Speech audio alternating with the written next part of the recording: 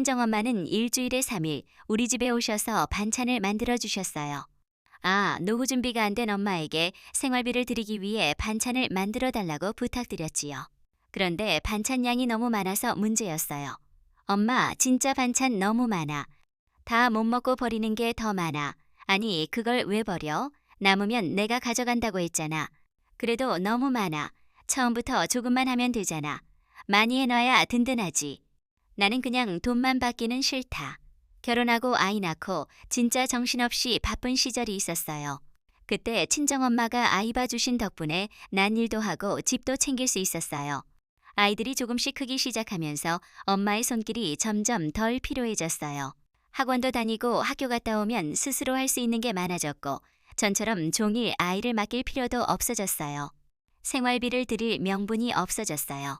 그동안은 아이 맡기는 대신 생활비 드리는 게 자연스러웠는데 이젠 오실 필요가 없어졌고 그렇다고 갑자기 안 드리자니 내 마음이 이상했어요. 내가 먼저 엄마에게 제안했어요. 엄마, 일주일에 3일만 우리 집에 와서 반찬 좀 만들어줘. 내가 요즘 너무 바빠서 그래. 그래, 알겠다. 그렇게라도 엄마에게 생활비를 드릴 수 있다면 괜찮다고 생각했어요. 그런데 그렇게 시작한 반찬 부탁이 점점 스트레스가 될 줄은 몰랐어요. 엄마는 내가 출근한 사이 우리 집에 오세요. 장을 보고 들어오셔서 그대로 부엌으로 가세요. 시금치, 대파, 멸치, 무 같은 재료들을 씻고 다듬고 삶고 볶으세요. 시금치는 항상 2단 이상이고 멸치볶음은 큰 반찬통으로 한 통 가득하세요. 나는 퇴근하고 오면 바로 냉장고를 열어보게 돼요. 그 안은 새로 만든 반찬들이 통째로 쌓여 있어요. 시금치 무침, 멸치볶음, 마늘종 무침, 어묵. 지난주 반찬도 아직 그대로인데 또 새 반찬이 들어있어요. 냉장고는 비좁고 어떤 건 손도 못 댄 채 버려야 할 때도 있어요. 엄마에게 말해본 적도 있어요. 엄마, 우리 반찬 많이 안 먹어. 조금만 해줘. 알겠다. 그럴 때마다 알겠다고 하시지만 다음에도 똑같이 많아요. 먹고 남으면 내가 가져갈게. 그러세요. 어느 날은 퇴근하고 집에 왔더니 카레 냄새가 진하게 났어요. 주방에 가서 냄비를 열어보니 카레가 한 솥 가득했어요. 엄마, 또 카레 했어. 우리 집 아무도 카레 안 좋아하잖아. 왜 이렇게 많이 했어? 한 번 하면 며칠은 걱정 없잖아. 두고두고 먹어. 냉장고를 열어봤어요. 냉장고는 이미 반찬으로 꽉 차 있었고 카레를 넣을 공간이 없었어요. 여보도 투덜거려요. 또 카레야. 나 어제도 먹었는데 장모님께 반찬 조금만 해달라고 말씀 좀 드려봐. 엄마는 항상 말씀하세요. 남으면 내가 가져갈게. 근데 이상하게 금방 만든 반찬은 안 가져가세요.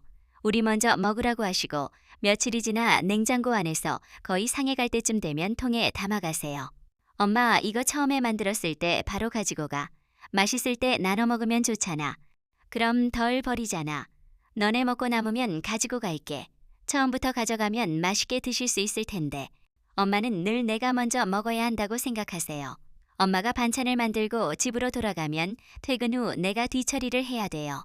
조리도구는 싱크대에 그대로 있고 설거지도 대충 헹군 채로 쌓여 있어요. 바닥엔 채소에서 떨어진 흙도 그대로 있어요. 빨리 쉬고 싶은데 뒷정리해야 한다는 생각에 마음까지 힘들어져요. 이럴 거면 반찬을 사 먹는 게 낫겠다는 생각이 들지만 이렇게 하지 않으면 엄마에게 생활비를 못 드리니 어쩔 수 없이 참게 돼요. 이런 생활이 너무 힘들어서 엄마에게 조심스럽게 물어봤어요. 엄마, 그냥 쉬면 안 돼. 내가 생활비는 따로 챙겨드릴게. 나는 그런 식으로 돈 못 받아. 일도 안 하고 받는 건 싫어. 이제 엄마 나이도 많고 우리 집이 반찬 많이 먹는 것도 아니고 집에서 편하게 쉬면 좋잖아. 나는 싫다.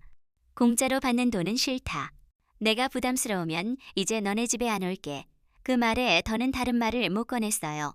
그날 이후 엄마는 정말로 한동안 우리 집에 오지 않으셨어요. 전화도 없고 문자도 없었어요.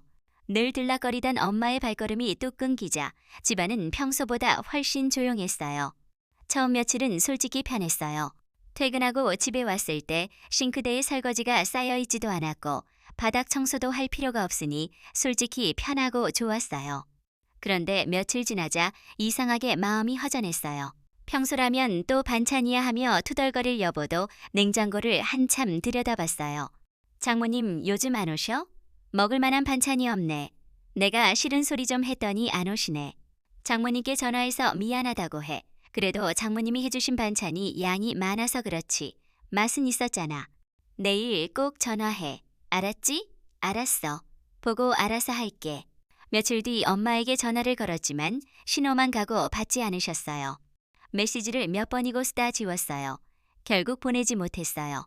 어느 날 퇴근하고 돌아온 저녁 현관 앞에 비닐봉지가 놓여 있었어요. 고개를 숙여 살펴보니 반찬통이 2개가 들어 있었어요. 비닐을 들고 안으로 들어왔어요. 식탁 위에 올려놓고 하나씩 꺼내 뚜껑을 열었어요. 엄마가 만든 반찬이었어요. 그 순간 목이 메어왔어요. 싫은 소리 하는 딸이 뭐가 이쁘다고 또 반찬을 해주시는 건지 미안하고 또 미안했어요. 엄마에게 전화를 했어요. 이번엔 한 번에 전화를 받으셨어요. 엄마 반찬 엄마가 놔두고 간 거 맞지? 그래, 이번엔 조금만 했다. 뭐 해 먹고 사니? 밥 잘 챙겨 먹고 다녀라. 생활비는 안 줘도 된다. 가끔 반찬 조금씩 해다 줄게. 엄마는 신경 쓰지 마라. 눈물이 쏟아졌어요. 엄마 미안해. 엄마가 얼마나 고생해서 반찬 만드는지도 모르고 양 많다고 짜증만 내고 너무 미안해. 괜찮다. 그날 이후 엄마는 가끔씩 현관문에 반찬만 두고 가세요. 반찬은 많지 않아요. 먹을 만큼만 담긴 반찬통 1~2개. 어느 날은 다듬어진 채소나 손질된 재료가 들어있을 때도 있어요. 또 어떤 날에는 엄마가 집에 직접 들어와 반찬을 만들어 놓고 가시기도 해요. 예전처럼 한가득은 아니에요. 조금 양이 많은 정도로만 하세요. 가끔 마음이 든든해질 때도 있어요. 이젠 엄마도 무리하지 않으시고 나도 예전처럼 예민하게 굴지 않아요. 반찬을 꺼내 식탁에 놓을 때면 불만보다 고마움이 먼저 들어요. 엄마가 다녀가신 흔적이 이상하게 마음을 편하게 만들어요. 우린 서로 조금씩 바뀌었어요. 많이 애쓰지 않아도 서로를 생각하는 마음은 충분히 전해진다는 걸 알아요. 엄마에게 생활비는 여전히 드리고 있어요. 엄마도 예전처럼 거절하지 않으세요. 우리는 적당한 거리에서 서로의 방식을 존중하며 살아가는 중이에요. 이렇게 늦게 오면 어떡해? 나도 어쩔 수 없었어. 회의가 길어졌단 말이야. 핑계 대지 마. 맨날 똑같은 소리야. 엄마도 맨날 똑같은 말이야. 나도 지쳤어. 지쳤어. 지친 건 나야. 허리 아프고 무릎 아프고 숨도 못 쉬겠어. 그럼 그만둬. 나 혼자 키울게. 엄마 없이도 할 수 있어. 나도 이제 엄마한테 안 기대고 살 거야. 너 지금 무슨 말을 하는 거야? 엄마 없으면 편할 것 같아. 너 어릴 때도 나 없이 잘 컸어. 내 자식 내가 알아서 키워. 엄마는 나 어릴 때 항상 바빴잖아. 항상 일하느라 집에 없었잖아. 나는 학교 끝나면 혼자 빈집에서 컵라면 먹고 혼자 숙제하고 혼자 잠들었어. 그때는 나도 엄마가 필요했어. 그런데 엄마는 항상 없었어. 그렇게 외로웠는데 이제 와서 나한테 애한테 더 잘하라고. 미안해. 이제 와서 미안하다고 그러면 끝이야. 나도 어쩔 수 없었어. 먹고 살려고 그랬다. 결국 다 핑계였잖아. 그래, 나도 핑계였지. 너도 지금 핑계대잖아. 사람은 다 똑같아. 자기 사정이 제일 급해. 그날 밤 엄마는 짐을 싸서 집을 나갔어요. 문이 쾅 닫히는 소리가 심장을 치고 지나갔어요. 멍하니 거실에 앉아 있었어요. 엄마가 떠난 집은 적막했어요. 아이 울음소리가 방 안을 가득 채웠어요. 달래도 소용이 없었어요. 할머니 보고 싶어. 나는 아무 말도 할 수 없었어요. 아이의 눈물에 가슴이 찢어졌어요. 퇴근하고 돌아오면 집은 쑥대밭이었어요. 아이 옷가지가 나뒹굴고 부엌에는 설거지거리가 그대로 쌓여 있었어요. 바닥에 털썩 주저앉았어요. 숨이 턱 막혔어요. 핸드폰을 들어 엄마 번호를 눌렀어요. 하지만 신호만 길게 울렸어요. 엄마는 전화를 받지 않았어요. 점점 초조해졌어요. 회사에서도 실수를 연발했어요. 팀장은 나를 노려봤어요. 정신 좀 차려. 나는 고개를 푹 숙였어요. 점심시간 화장실 칸에 숨어 울었어요. 엄마가 보고 싶었어요. 엄마 잔소리가 듣고 싶었어요. 퇴근길 버스 안 창밖을 바라봤어요. 거리에 불빛이 흐릿하게 번졌어요. 그 속에서 엄마 얼굴을 떠올렸어요. 엄마는 혼자 계실까? 밥은 드셨을까? 몸은 아프지 않으실까? 온갖 걱정이 밀려왔어요. 퇴근 후 엄마 집 앞으로 갔어요. 치킨 한 마리를 사서 하지만 초인종을 누르지 못했어요. 현관 앞에서 한참을 서성이다가 돌아섰어요. 그날 밤 아이를 재우고 소파에 앉았어요. 핸드폰만 바라봤어요. 문자를 썼어요. 엄마 미안해. 그 한 줄을 보내는데 10분이 걸렸어요. 하지만 답장은 오지 않았어요. 나는 답장을 기대하지 않았어요. 그냥 전하고 싶었어요. 그 다음 날도 또 그 다음 날도 엄마는 연락이 없었어요. 아이도 변했어요. 밤마다 할머니를 찾으며 울었어요. 아이 엉덩이를 한 대 때렸어요. 울지 말라며 아이에게 소리쳤어요. 미안해서 아이를 껴안고 나도 울었어요. 미안해, 미안해. 정말 미안해. 다신 안 그럴게. 미안해. 며칠 뒤 초인종이 울렸어요. 엄마였어요. 엄마는 아무 말 없이 들어왔어요. 엄마 손에는 반찬 봉지가 들려 있었어요. 나는 울음을 터뜨렸어요. 울지 마. 엄마가 미안해. 엄마 미안해.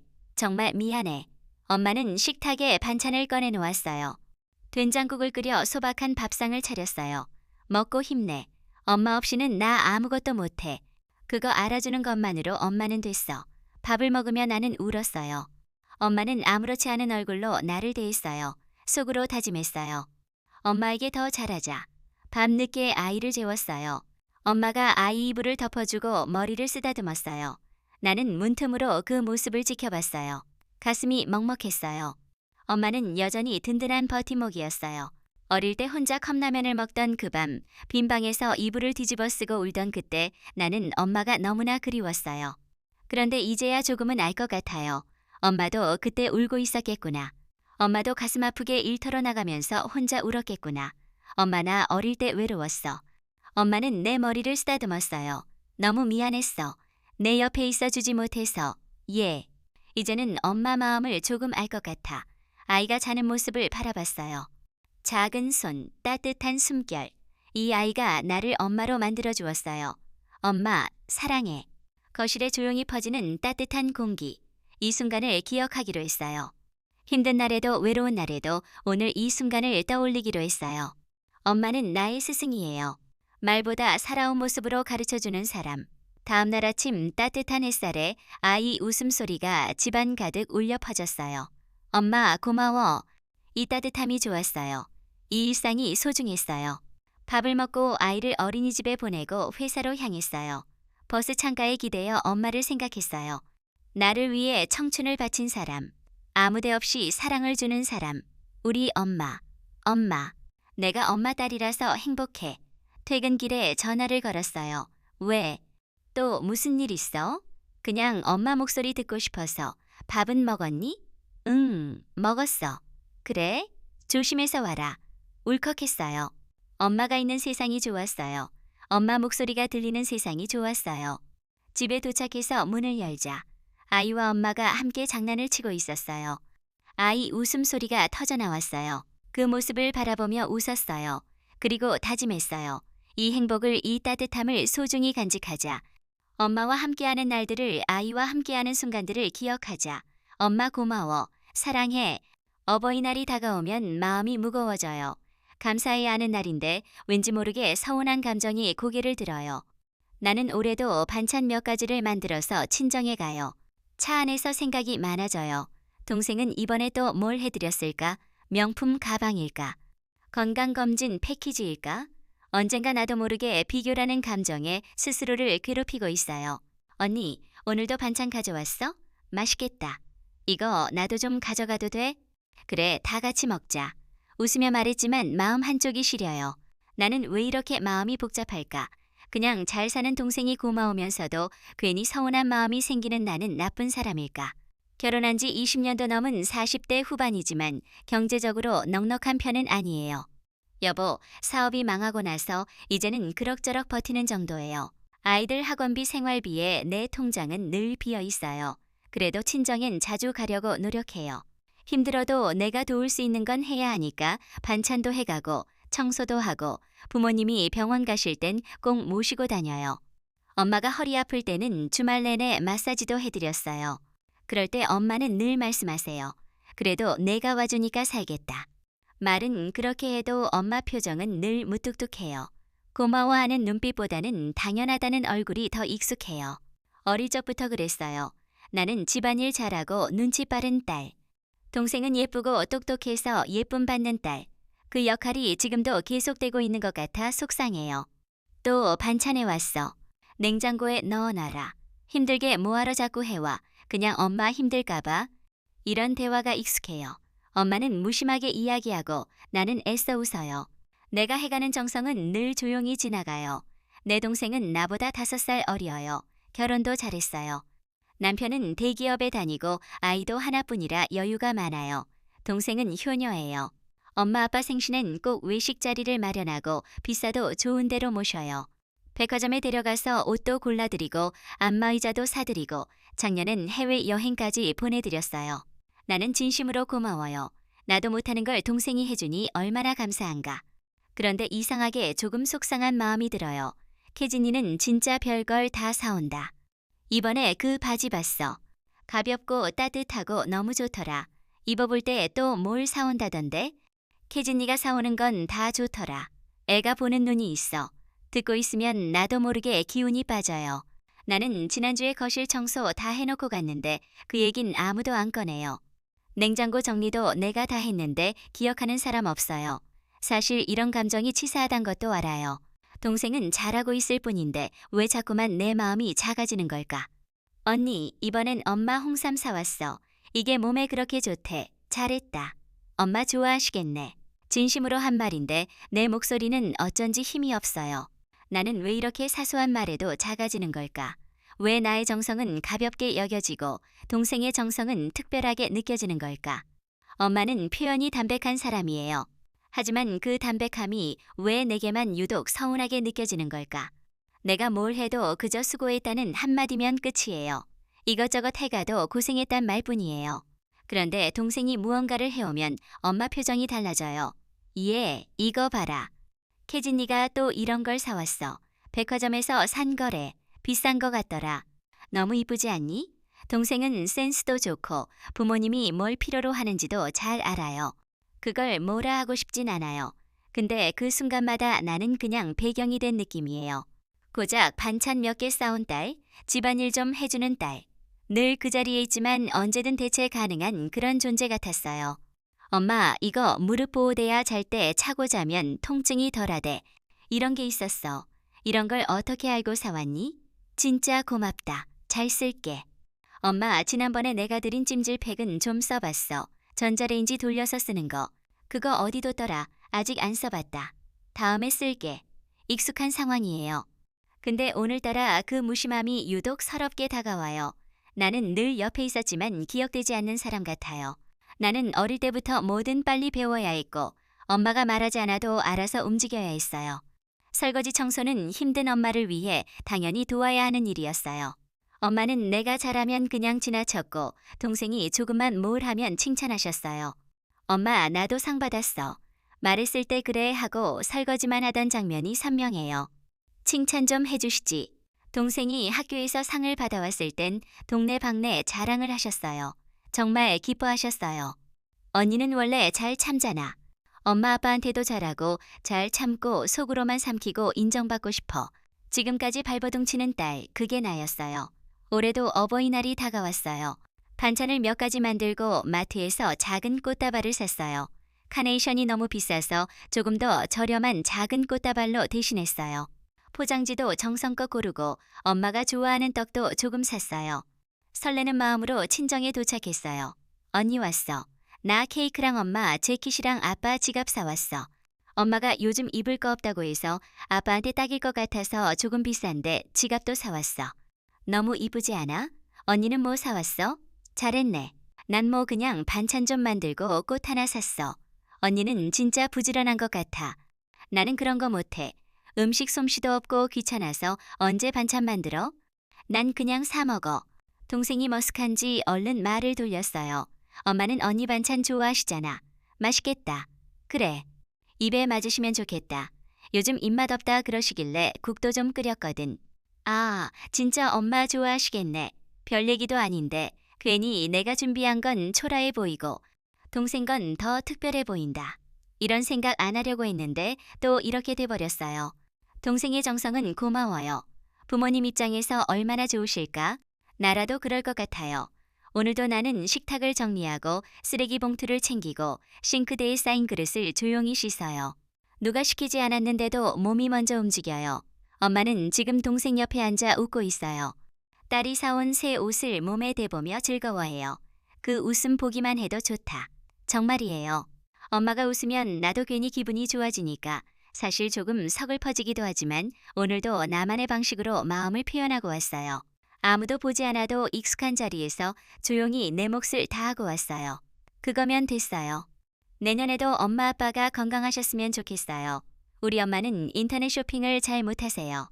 60대 중반 비교적 젊은 나이인데도 휴대폰으로 물건을 산다는 게 아직도 낯설고 어렵다고 하셨어요. 그래서 늘 직접 장바구니를 끌고 시장이나 마트를 다니셨어요. 나는 엄마 얘기를 들을 때마다 마음이 불편했어요. 장본 물건을 힘들게 들고 온다는 얘기를 들을 때면 가슴이 답답했어요. 엄마는 꼭 몸으로 고생을 하셔야 마음이 놓이는 듯 했어요. 나만 편하게 사는 게 아닌가 싶어 미안하기도 했어요. 그래서 어느 날 전화를 걸어 조심스럽게 말을 꺼냈어요. 엄마, 필요한 거 있으면 나한테 말해. 내가 인터넷으로 주문해 줄게. 엄마는 한숨을 내쉬며 말씀하셨어요. 나는 그런 거 해본 적도 없는데 괜히 잘못하면 안 되잖아. 괜찮아? 엄마. 내가 해줄게. 그냥 필요한 거 이야기만 해. 그래? 그럼 휴지랑 샴푸 같은 건 좀 부탁해도 되겠다. 알겠어, 엄마. 내가 대신 사줄게. 며칠 뒤 엄마 집 현관 앞에 택배 상자가 도착했어요. 엄마는 전화를 걸어 들뜬 목소리로 말씀하셨어요. 아이고, 세상에 이게 이렇게 오는구나. 내가 무거운 거 안 들고 다녀도 되고 정말 좋네. 엄마의 얼굴은 보이지 않았지만 목소리 속에 묻어나는 기쁨이 그대로 전해졌어요. 멀리 떨어져 살아 자주 찾아뵙지 못하지만 이렇게라도 엄마를 도울 수 있다는 게 뿌듯했어요. 효도라는 게 거창한 게 아니라 이런 작은 배려에서 시작되는 거구나 하는 생각이 들었어요. 엄마는 며칠 동안 통화할 때마다 택배 얘기를 꺼내셨어요. 세상 참 좋아졌다며, 이제 내가 시장에서 무거운 거 안 들어도 되겠다며 너무나 좋아하셨어요. 나는 그때만 해도 몰랐어요. 이 일이 시작이 되어 나를 점점 지치게 만들 줄은. 처음엔 휴지나 샴푸 같은 기본적인 생필품만 부탁하시던 엄마. 하지만 시간이 지나면서 점점 달라졌어요. 어느 날은 작은 수세미 하나, 다음 날은 반찬통 같은 사소한 것도 굳이 택배로 주문해달라고 하셨어요. 나는 속으로 생각했어요. 이 정도면 마트에서 금방 사셔도 될 텐데 왜 굳이 나를 통해 주문하시나? 엄마는 주문을 부탁하면서 꼭 덧붙이셨어요. 이게 제일 싼 거 맞지? 최저가로 산 거 맞지?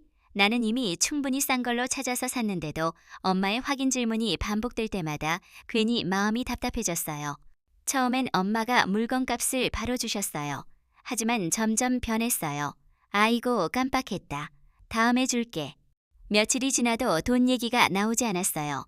내가 말을 꺼내야 겨우 건네시는 날도 있었어요. 나는 점점 불편해졌어요. 엄마가 힘드실까봐 시작했던 일이 어느새 내 목 부담으로 바뀌어가는 느낌이었어요. 엄마는 인터넷으로 주문한 물건을 받아볼 때마다 신기해하셨어요. 하지만 좋은 말만 하신 건 아니었어요. 어느 날은 냄비를 주문해드렸는데 며칠 뒤 엄마에게서 전화가 왔어요. 택배 상자를 열어봤는데 색이 화면에서 본 거랑 다르다며 손잡이도 마음에 안 든다고 하셨어요. 이거 반품해라. 나는 못 쓰겠다. 나는 난처했어요. 결국 반품 신청을 했어요. 엄마에게 다시 박스를 포장해 두라고 몇 번을 설명했어요. 엄마는 투덜거리며 말씀하셨어요. 내가 직접 보고 사야지. 박스 포장도 다시 해야 되고 편하려다가 더 귀찮아졌네. 나는 속이 답답했어요. 처음에는 무거운 걸 안 들고 다니시니 좋아하셨어요. 하지만 막상 마음에 안 드는 상황이 생기면 그 모든 과정이 다 내 몫이 됐어요. 주문도 반품도 환불 확인까지 모두 해야 했어요. 엄마는 별일 아니라는 듯 쉽게 말했지만 나는 조금씩 지쳐갔어요. 그러던 어느 날 엄마가 전화를 하셨어요. 오늘은 내 거 말고 순이 아줌마 것도 좀 주문해 줄래? 나는 순간 말문이 막혔어요. 엄마는 태연하게 말씀을 이어가셨어요. 우리 딸이 최저가에 잘 산다고 말했더니 아줌마가 부탁하더라. 벌써 대신 사주겠다고 약속해놨다. 나는 속으로 한숨이 나왔어요. 엄마 부탁이라 거절하기도 애매해 결국 주문을 했어요. 하지만 며칠 뒤 또 전화가 왔어요. 그 물건은 마음에 안 든다더라. 반품 좀 해줘야겠다. 환불받으면 내가 그 돈 쓰고 내 돈으로 먼저 환불해주면 안 되겠니? 그 순간 나는 도저히 참을 수 없었어요. 엄마, 앞으로는 이런 부탁 절대 받지 마. 그 아줌마도 자식 있을 텐데 왜 우리한테 부탁해? 그 집 자식한테 말하라고 해. 나는 화가 난 채 전화를 끊었어요. 한동안 답답한 마음이 가라앉질 않았어요. 엄마와 크게 말다툼을 하고 난 뒤 나는 한동안 마음이 무거웠어요. 엄마를 도와준다고 시작했던 일이 왜 이렇게 상처가 돼버린 걸까? 나는 차라리 방법을 바꿔야겠다고 생각했어요. 엄마에게 직접 인터넷 쇼핑을 가르쳐 드리기로 했어요. 엄마, 이거 어렵지 않아? 휴대폰에 상품 이름 치고 여기만 누르면 장바구니에 담기는 거야. 결제도 카드 번호 저장해 두면 그냥 확인만 하면 돼. 하지만 엄마는 고개를 저으셨어요. 나는 그런 거 못해. 괜히 잘못 누르면 어떡하니? 나는 안 하란다. 그냥 내가 해주면 안 돼? 나는 답답했어요. 배우려는 마음이 전혀 없으셨어요. 배워보려다 실패한 것도 아니었어요. 아예 시도조차 하지 않으셨어요. 엄마는 늘 그랬어요. 새로운 건 받아들이려고 하지 않았어요. 엄마는 꼭 은행도 직접 가셔야 했어요. 스마트폰 뱅킹은 절대 손대지 않으셨어요. 통장을 가지고 번호표를 뽑고 한참을 서서 직원에게 직접 처리하셨어요. 택배를 보낼 때도 마찬가지였어요. 집 앞 편의점 택배를 쓰면 될 텐데 큰 상자를 양손으로 들고 우체국까지 걸어가야 마음이 놓이셨어요. 나는 그런 얘기를 들을 때마다 속이 답답했어요. 60대 중반이면 아직 젊은 축에 드는 나이인데 왜 이렇게 시대 흐름을 거부하시나 싶었어요. 엄마, 이제는 편하게 사셔야지. 이런 거 다 내가 가르쳐 드릴 테니까 배워봐. 엄마도 훨씬 편해질 수 있어. 하지만 엄마는 단호하셨어요. 나는 그런 거 못해. 그냥 내가 해줘. 나는 직접 가는 게 마음이 더 편하다. 그 대답을 들은 순간 나는 결국 포기해야겠다고 느꼈어요. 아무리 가르쳐 드리려 해도 스스로 배우려 하지 않으니 방법이 없었어요. 나는 엄마에게 솔직하게 말했어요. 엄마 인터넷으로 대신 사주는 것도 한두 번이지. 나도 계속은 못하겠어. 나도 내 생활이 있는데 매번 연락해서 사달라고 하니깐 힘들어. 엄마는 잠시 말이 없으셨어요. 그러더니 담담하게 대답하셨어요. 알았다. 안 사줘도 된다. 그냥 마트 가서 사면 돼. 며칠 뒤 엄마는 예전처럼 마트에 다니셨어요. 장바구니를 끌고 버스를 타고 양손에 무거운 짐을 들고 집으로 돌아오셨어요. 나는 그 모습을 떠올리며 마음이 복잡했어요. 편하게 해드리고 싶었지만 사는 방식이 다르고 생각이 다르니 결국 어쩔 수 없는 일이었어요. 엄마는 불편해도 직접 장을 보고 직접 발로 뛰는 삶이 더 익숙하고 편한 방식이었어요. 나는 그걸 억지로 바꾸려다 서로 지쳐갔던 거예요. 앞으로는 무겁고 힘든 것만 내가 도와드리고 나머지는 엄마의 방식을 인정하기로 했어요. 서로 다른 방식을 인정하는 것. 그것이 우리가 덜 지치고 오래 함께 갈 수 있는 방법이었어요. 엄마는 요즘 나를 잘 못 알아보세요. 내 얼굴을 한참 들여다보더니 뜬금없이 물었어요. 너 누구니? 나는 웃으며 대답했어요. 나야 엄마 딸. 그 말을 들은 엄마는 또 한참을 멀뚱히 나를 바라보다가 아무 말 없이 고개를 돌렸어요. 엄마가 나를 잊은 건 이번이 처음이 아니에요. 하지만 매번 마음이 무너지는 건 똑같아요. 나는 오늘도 같은 말을 반복했어요. 같은 행동을 반복하고 같은 하루를 살아냈어요. 왜 이렇게 자주 울게 되는 걸까? 괜찮다고 다짐했는데 오늘도 혼자 울게 됐어요. 엄마는 예전처럼 나를 부르지 않아요. 딸이라는 말도 사라졌고 대신 낯선 이름들을 부르세요. 어디서 들었는지 모를 이야기들도 해요. 하지만 나는 알아요. 엄마는 예전의 엄마 그대로는 아니지만 내 엄마라는 사실만은 변하지 않았다는 걸. 나는 오늘도 엄마의 하루를 함께 살아가요. 잊혀져가는 기억을 대신 안고 어제와 똑같은 오늘을 다시 시작해요. 해 뜨기 전부터 하루가 시작됐어요. 엄마는 새벽에도 깊이 잠들지 못해요. 이불을 걷고 일어나 멍하니 앉아 있어요. 나는 조용히 다가가 기저귀를 갈아드리고 얼굴을 닦아드려요. 차가워. 엄마는 손을 툭 치며 중얼거리세요. 미안해. 나는 낮게 웃으며 말해요. 다정하게 하려 해도 손끝은 자꾸 떨려요. 아침밥을 준비하다 보면 엄마는 부엌 앞에 멍하니 서 있어요. 혼잣말을 하세요. 집에 가야지. 여기 말고 우리 집. 나는 말없이 반찬을 놓고 엄마를 부르세요. 엄마, 여기 우리 집이야. 엄마가 살던 집 맞아. 하지만 엄마는 믿지 못한 얼굴로 나를 바라보세요. 식탁에 마주 앉아도 밥은 몇 숟갈 안 드세요. 밥 있잖네. 국 있어. 오늘도 같은 말이에요. 어제도 그제도 그랬어요. 내가 끓인 국은 간이 잘 맞고 내가 한 밥은 간이 없대요. 하지만 나는 아무 말 하지 않아요. 숟가락을 내려놓고 천천히 눈을 감아요. 속에서 무언가 밀려 올라오지만 울지 않으려 꼭 참아요. 이게 나의 아침이고 엄마와 보내는 하루의 시작이에요. 가끔은 너무 힘들어서 젊은 시절 엄마 얼굴이 생각날 때가 있어요. 흑백 사진 속에서 화사하게 웃고 있던 엄마. 치마 끝자락엔 아이를 키운 흔적이 묻어 있었고 눈가엔 햇살보다 따뜻한 주름이 있었어요. 엄마는 늘 바빴어요. 도시락 2개를 싸느라 새벽부터 분주했어요. 김 싸줄게. 엄마는 입에 넣어주며 말씀하셨어요. 김이 바삭했어요. 나는 깔깔 웃었어요. 소풍날엔 새벽 일찍 도시락을 준비했어요. 김밥, 과자, 음료수. 엄마 손은 쉼이 없었어요. 내가 좋아하는 것만 골라 담아주던 사람. 그게 엄마였어요. 비 오는 날엔 내 운동화를 말리느라 드라이기로 뜨거운 바람을 불어넣었어요. 다리 아프다며 주물러 달라던 엄마의 발. 그땐 그게 왜 그리 귀찮았는지. 지금은 그 발이 눈앞에 아른거려요. 손끝이 자꾸 저려요. 엄마는 기억을 잃어가고 있지만 나는 기억을 되살려요. 엄마가 내게 베풀어준 그 시간들을 그 마음 하나하나가 지금의 나를 버티게 만들어요. 그날은 이상하게 조용했어요. 엄마가 낮잠을 자는 줄 알았어요. 나는 잠깐 방으로 들어가 빨래를 개고 있었고 문득 기척이 없어 거실로 나와 보니 문이 열려 있었어요. 엄마 어디 갔어? 신발장 아래. 엄마 슬리퍼가 사라져 있었어요. 심장이 철렁 내려앉았어요. 평소엔 혼자 나가본 적이 없는데 어디를 가신 걸까? 동네 골목을 미친 듯이 뛰었어요. 마트 앞도 버스 정류장도 아파트 놀이터도 아무리 불러도 대답은 없었어요. 비가 내리기 시작했어요. 옷이 다 젖어도 신경 쓸 겨를이 없었어요. 1시간쯤 지났을까? 편의점 앞 벤치에서 엄마가 웅크린 채 앉아 있었어요. 엄마, 여기서 뭐 해? 나는 숨을 몰아쉬며 묻고 또 물었어요. 엄마는 내 얼굴을 바라보며 말씀하셨어요. 배고파서 나왔지. 집이 어딘지 몰라서 못 갔어. 말을 듣는 순간 눈물이 왈칵 쏟아졌어요. 엄마 손은 축축하게 젖어 있었고 나는 그 손을 꼭 붙잡고 돌아섰어요. 돌아오는 길. 엄마는 웃으며 말씀하셨어요. 우리 딸은 착하네. 순간 울음이 멎었어요.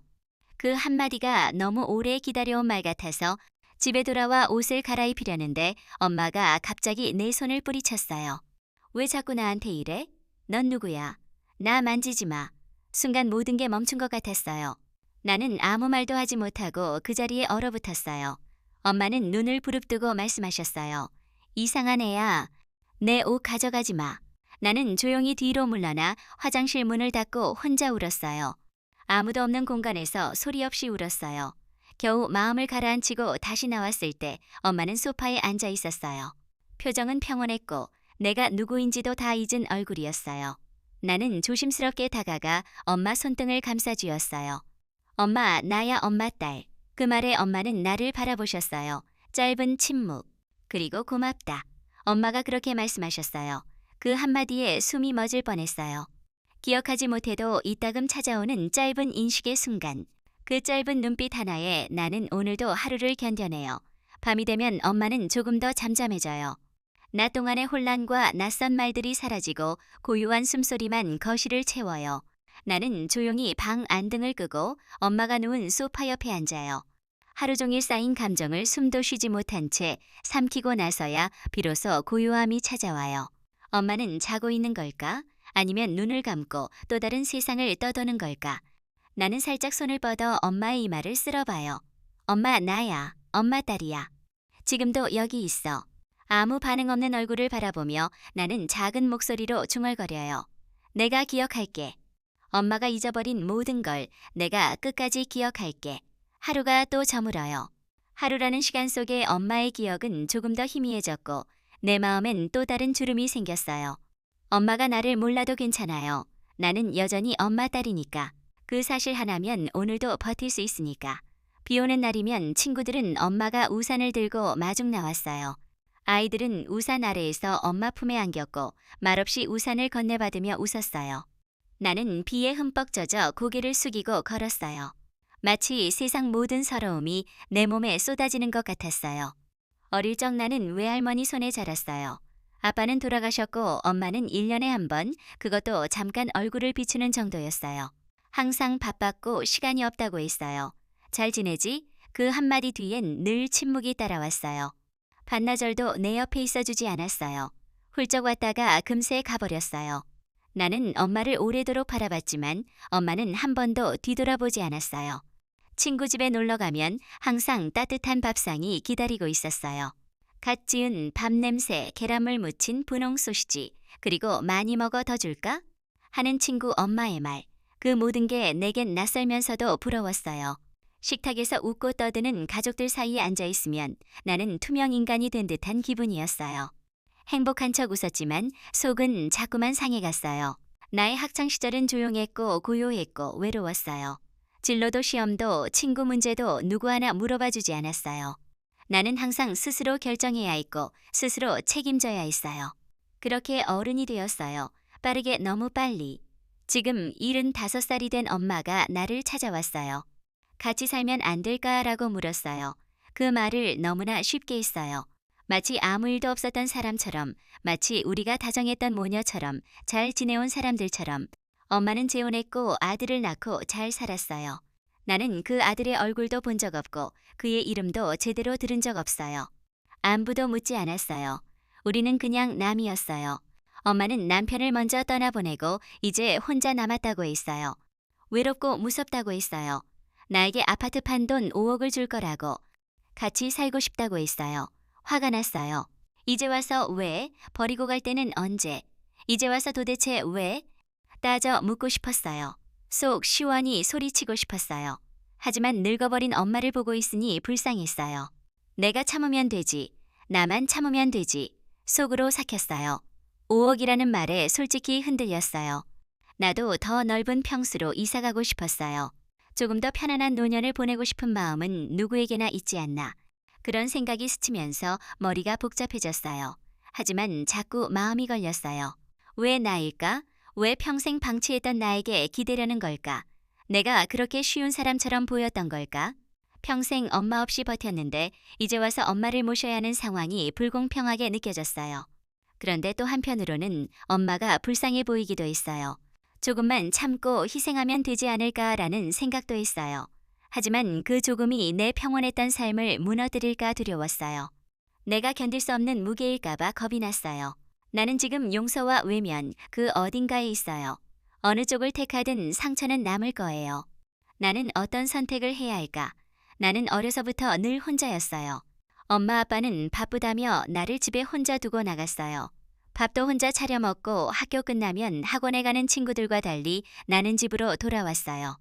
엄마는 늘 말씀하셨어요. 돈이 어디 있다고 학원을 보내. 공부는 내가 알아서 하는 거다. 그 말이 너무 익숙해서 억울하다는 생각조차 하지 못했어요. 친구들이 피아노 학원 다닌다, 영어 학원 다닌다 말할 때 나는 조용히 웃어 넘겼어요. 엄마는 방치하다시피 하면서도 내가 크면 효도해야 한다고 귀에 못이 박히게 말씀하셨어요. 나는 부모가 나를 키워준 게 아니라 그냥 나를 먹여 살려준 것뿐이라고 생각해요. 대학교에 들어가고 나서도 사정은 달라지지 않았어요. 등록금은 전부 내가 학자금 대출을 받아 충당했어요. 생활비를 마련하려고 카페 아르바이트, 편의점 야간 아르바이트, 과외까지 닥치는 대로 했어요. 남들처럼 캠퍼스 낭만을 즐겨본 적은 없었어요. 내 청춘은 늘 빚과 노동으로 채워졌어요. 그런데도 엄마는 전화할 때마다 말씀하셨어요. 내가 너 키울 때 얼마나 힘들었는 줄 아니. 먹을 거 안 먹고 너 키우고 가르쳤다. 내가 대학교 간 거는 다 엄마 덕분인 줄 알아. 나중에 취직하면 다 갚아야 해. 나는 속으로 울컥했지만 대꾸하지 않았어요. 부모라는 이름 앞에서 나는 늘 작아졌어요. 졸업을 하고 취직을 했을 때 처음으로 내 힘으로 번 돈을 손에 쥐었을 때 나는 기뻤어요. 이제는 조금은 내 인생을 살 수 있겠구나. 그런데 엄마는 당연하다는 듯 말씀하셨어요. 너 월급 받았지? 너도 이제 돈 버는데 생활비는 내야지. 우리가 힘들게 키웠으니 이제는 내가 우리 책임져야 한다. 나는 결국 매달 100만 원씩 부모님께 드렸어요. 내 생활은 빠듯했지만 그래도 부모니까 당연히 도와야 한다고 생각했어요. 내가 받은 게 별로 없어도 그게 부모 자식의 도리라고 스스로를 설득했어요. 엄마는 늘 돈을 받으면서 말씀하셨어요. 역시 내 딸밖에 없다. 내가 있으니 우리가 산다. 그 말은 칭찬 같았지만 내 마음을 짓누르는 족쇄 같았어요. 월급을 받을 때면 나는 나 자신을 위해 뭔가를 하고 싶었어요.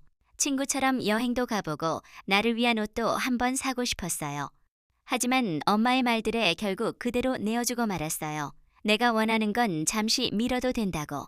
나는 아직 젊다고 스스로를 위로했어요. 그러나 매달 빠져나가는 100만 원은 내 삶을 갉아먹었어요. 월세 내고 공과금 내고 나면 남는 돈은 얼마 되지 않았어요. 통장을 들여다볼 때마다 허탈감이 밀려왔어요. 내 인생은 언제쯤 풍족해질까? 내 노력은 언제쯤 나를 위해 쓰일까? 엄마는 생활비를 받는 게 당연하다는 듯 굴었어요. 고맙다는 말조차 하지 않았어요.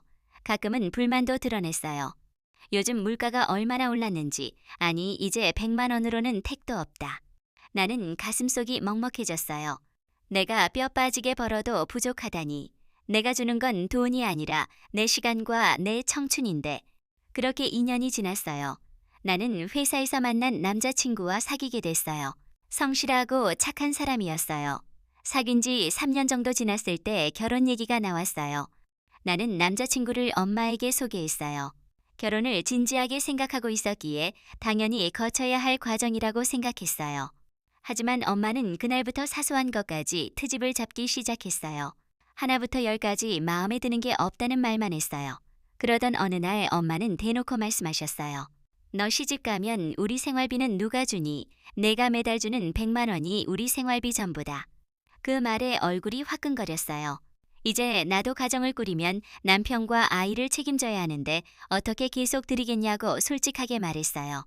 그러자 엄마는 목소리를 높였어요. 그럼 우리는 어떻게 사니? 우리는 죽으라는 말이야. 나는 참아왔던 울분이 터져 나왔어요. 엄마, 내가 언제 편하게 산 적 있어? 대학도 내 힘으로 다녔고 아르바이트 안 해본 게 없고 등록금도 다 내가 냈잖아. 내가 드린 100만 원이 작은 돈이야. 그런데 왜 내가 결혼한다고 이렇게 매달리는 거야? 엄마는 내 말을 끊고 차갑게 말씀하셨어요. 그래도 부모한테 키워준 값은 주고 가야지. 너 지금 거먹고 자란 거 다 공짜인 줄 알아? 그 말에 나는 숨이 막혔어요. 키워준 값이라는 단어가 내 가슴을 후벼 팠어요.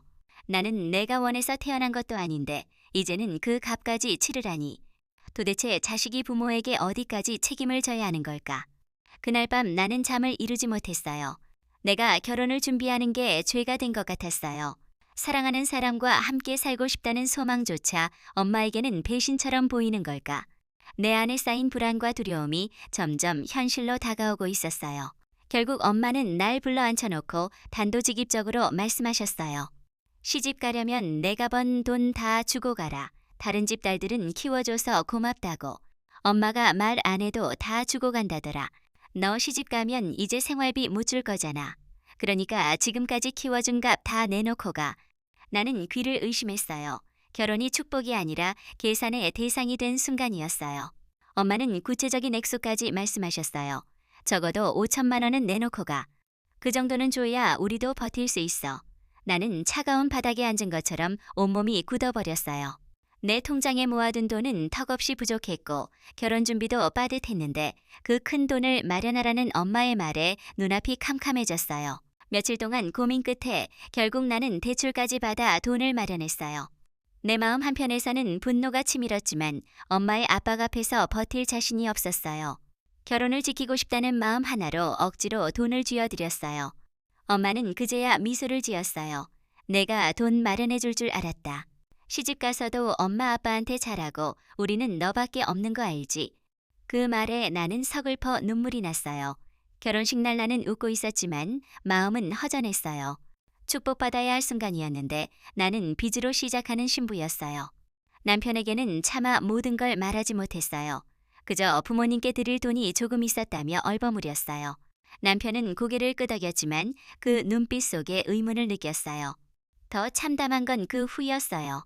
엄마가 5천만 원을 차 사는데 다 써버렸다는 소식을 들었을 때 나는 다리에 힘이 풀려 주저앉아 버렸어요.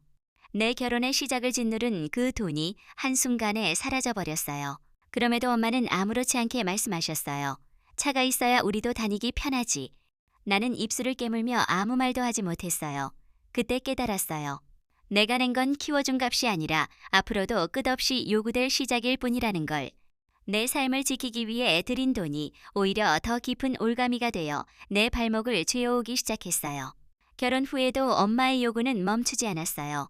내가 5천만 원을 건네며 끝났을 거라 생각했던 일은 새로운 시작에 불과했어요. 엄마는 전화할 때마다 말씀하셨어요. 김서방은 돈 잘 벌지. 대기업 다니면 월급이 제법 들 텐데. 김서방 몰래 생활비 조금씩 보내라. 나는 당황해 아무 대답도 하지 못했어요. 엄마는 다 안다는 듯 말씀하셨어요.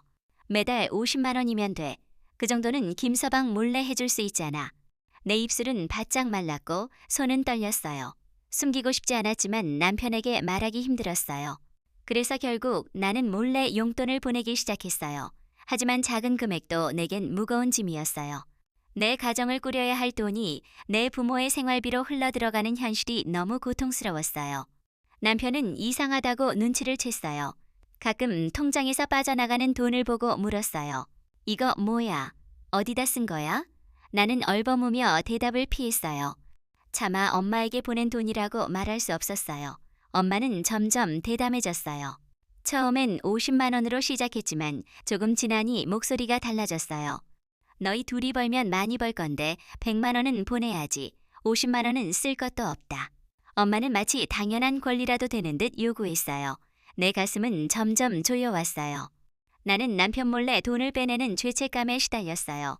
밤마다 뒤척이며 스스로를 원망했어요. 왜 나는 엄마에게 끌려다니는 걸까? 왜 나는 단호하게 거절하지 못할까? 내 안에는 죄책감과 두려움이 얽혀 있었어요. 효도라는 이름으로 포장된 요구 앞에서 나는 늘 작아지고 무너졌어요. 남편이 결국 알게 된 건 오래 걸리지 않았어요. 내 휴대폰에 찍힌 엄마의 문자. 왜 아직 입금 안 하니? 생활비 떨어졌으니 빨리 보내. 남편은 아무 말 없이 나를 바라봤어요. 그 눈빛 속 실망과 서운함에 나는 숨이 막혔어요. 내가 지켜야 할 가정과 놓지 못한 엄마 사이에서 나는 점점 부서져 가고 있었어요. 첫 아이가 태어났을 때 엄마는 기다렸다는 듯 말씀하셨어요. 애는 내가 봐줄 테니 걱정 말고 회사 다녀라. 나는 잠시 안도했어요. 그래도 이번엔 진심으로 도와주려는구나 생각했어요. 하지만 그 기대는 오래가지 않았어요. 엄마는 곧 돈 얘기를 꺼냈어요. 애 보는 게 얼마나 힘든 줄 아니. 한 달에 200만 원은 줘야 돼. 나는 당황해 말씀했어요. 엄마 지금 우리도 지출이 너무 많아. 그러자 엄마는 얼굴을 굳히며 말씀하셨어요. 그럼 나는 못 본다. 결국 나는 억지로 150만 원을 드리기로 했어요. 가슴은 답답했지만 어쩔 수 없었어요. 출근한 어느 날 나는 불안한 마음에 홈캠을 켰어요.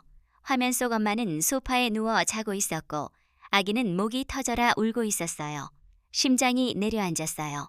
퇴근 후 집에 돌아와 아기를 보니 엉덩이가 빨갛게 짓물러 있었어요. 기저귀는 제때 갈아주지 않아 엉망이었고 아기의 작은 몸은 축 늘어져 있었어요. 나는 눈물이 솟구쳤어요. 그날 밤 나는 결심했어요. 엄마에게 아이를 계속 맡겼다가는 큰일 나겠다. 내가 직접 키워야겠다. 회사를 그만두고 아이 곁을 지키기로 했어요. 그러자 엄마는 노발대발했어요. 내가 일을 그만두면 우리 생활비는 어떡하니? 내가 애를 보든 말든 나는 상관없다. 그 대신 생활비 100만 원씩 내놔라. 나는 숨이 막혔어요. 아기의 안전보다 돈이 먼저인 엄마의 말에 내 안에 마지막 끈이 끊어지는 것 같았어요. 그런데 현실은 더 냉혹했어요. 대출을 갚아야 했고 아기를 키우는 비용도 만만치 않았어요. 나는 회사를 그만둘 수 없었어요. 마음속에서는 아이를 지켜야 한다는 불안이 커져갔지만 경제적인 현실 앞에서 발이 묶였어요. 결국 나는 다시 엄마에게 아이를 맡길 수밖에 없었어요. 불안한 눈길로 홈캠을 확인하며 하루하루를 버텼어요. 마치 올가미가 목을 조여오듯 벗어날 수 없는 굴레에 갇혀 있었어요. 엄마는 나를 볼 때마다 둘째는 언제 낳을 거냐며 재촉했어요. 아이 하나로는 외롭다. 형제 자매는 있어야 한다며 끊임없이 이야기했어요. 그러면서 엄마는 더 노골적으로 말씀하셨어요. 둘째도 내가 봐줄게. 그때는 300만 원은 줘야 한다. 나는 귀를 의심했어요. 아이가 태어나는 기쁨보다 돈부터 계산하는 엄마의 모습이 내 가슴을 찢어놓았어요. 남편도 결국 참지 못하고 말했어요. 장모님은 애를 보지도 않으면서 왜 계속 돈 얘기만 하시는 거야? 나는 아무 말도 할 수 없었어요. 내가 입을 열면 결국 싸움이 될 게 뻔했기 때문이에요. 엄마는 마치 협박하듯 말씀하셨어요. 내가 애 봐주니까 내가 회사 다닐 수 있는 거야. 나니까 이렇게 애도 봐주지. 요즘은 친정엄마도 애 안 봐준다더라. 그러니 엄마한테 잘해. 둘째 나오면 300만 원씩 주고 나는 분노가 치밀었지만 차마 대꾸하지 못했어요. 부모라는 이름 앞에서 나는 늘 무너졌어요. 나는 점점 지쳐갔어요. 아기를 키우는 일보다 엄마의 요구를 감당하는 게 더 힘겨웠어요. 그러던 어느 날 주말 내가 혼자 아이를 보고 있을 때 엄마가 전화를 걸어왔어요. 애는 잘 보고 있니? 둘째 계획은 세웠어. 너 젊을 때 얼른 낳아야 한다. 나는 숨을 고르고 대답했어요. 엄마 나 더 이상 못 참겠어. 애는 내가 알아서 키울 거니까 이제 그만해. 엄마의 목소리가 높아졌어요. 내가 어떻게 나한테 그런 말을 할 수 있니?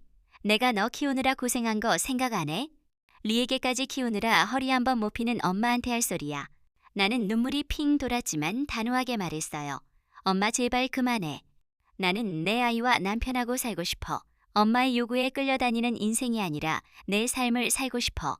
엄마는 내 말에 분노로 가득 찬 목소리로 말씀하셨어요. 내가 나를 버리겠다는 거야? 내가 너를 어떻게 키웠는데 너 같은 딸 두느니 차라리 없는 게 낫다.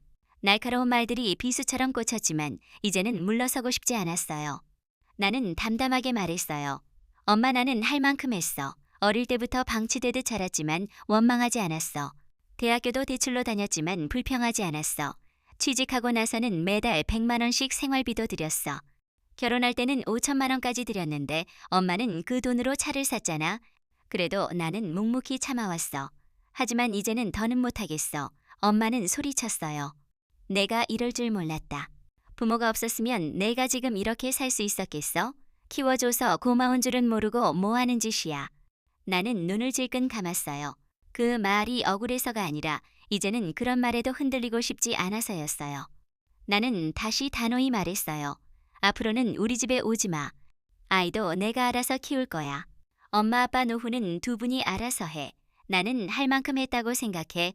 엄마는 한동안 말을 잇지 못했어요. 그러다 결국 욕설을 퍼붓고 전화를 끊어버렸어요. 그 일이 있은 며칠 후 남편에게 좋은 소식이 들려왔어요. 해외 주재원으로 발령이 났다는 거였어요. 나는 그 소식을 듣고 마음이 한결 가벼워졌어요.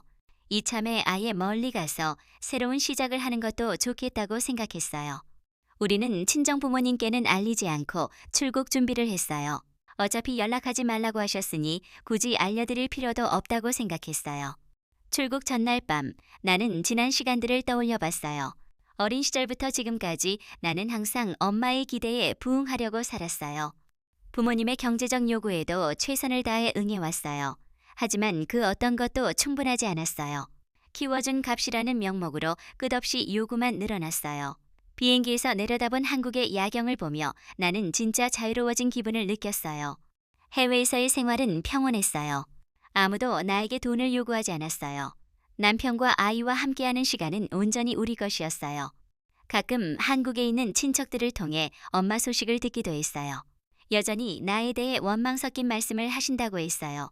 하지만 나는 더 이상 죄책감을 느끼지 않았어요. 내가 잘못한 것이 아니라는 걸 알기 때문이에요. 진짜 부모라면 자식이 행복하기를 바라지 않을까? 자식을 경제적 수단으로 생각하는 게 아니라 독립된 인격체로 인정해주는 게 맞지 않을까? 나는 내 아이에게는 절대 그런 부담을 주지 않겠다고 다짐했어요. 아이가 자라서 독립하면 기꺼이 보내주고 응원해주고 싶어요. 키워준 것 같은 말은 절대 하지 않겠어요. 부모 노후는 부모가 준비하는 게 맞다고 생각해요. 자식에게 의존하는 것이 아니라 스스로 계획하고 대비해야 해요. 나도 남편과 함께 우리 노후를 준비하고 있어요. 언젠가 엄마에게서 전화가 올지도 모르겠어요.